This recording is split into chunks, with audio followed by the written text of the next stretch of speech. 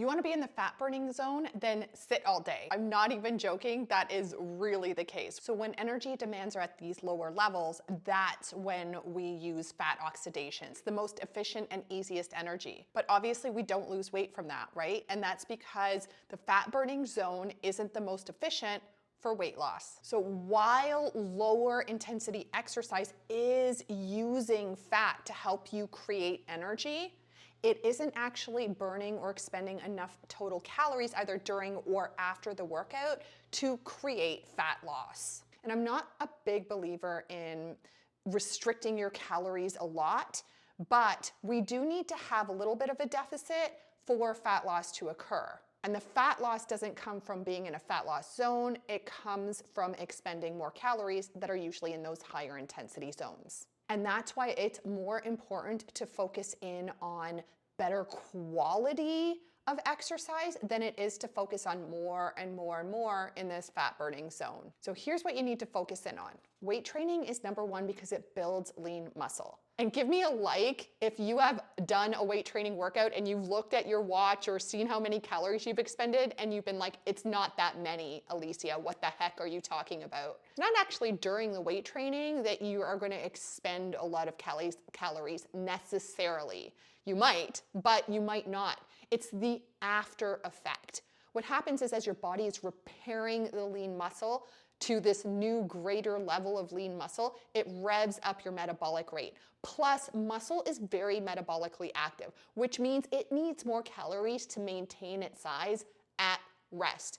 You are literally burning more calories just lying down because you've got that lean muscle. Plus, if you're just getting started on your weight training journey, there's something else that's really great about it. If you come home after a long day and that's the only time you can work out, well, guess what? You need minimal cardio output to do your weight training.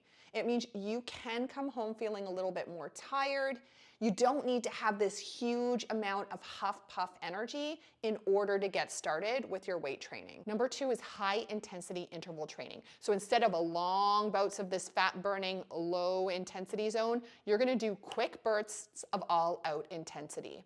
This creates something called EPOC, or excess post-exercise oxygen consumption. That's a long name, right? Basically what happens is as your body is finished with this exercise, it is depleted in oxygen. It wasn't able to use oxygen as the main energy source like the fat burning zone. And so your body is trying to get back to this sense of balance, this homeostasis. And to do that, the metabolic rate revs up even after the workout is done.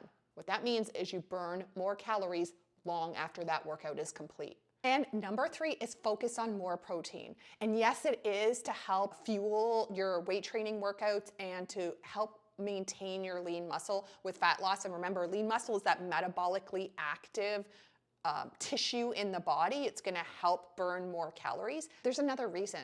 Protein actually has a higher calorie expenditure.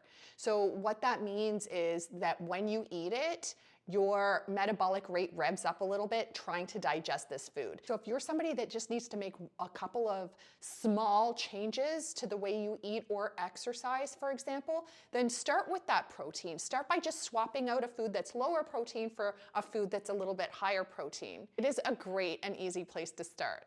If you like these simple strategies and your goal is to lose fat, increase strength, and achieve your best health over 50, then join my free masterclass. Inside, we'll talk about the 3-phase food and fitness formula every woman over 50 needs to know. The link is in the description. See you there.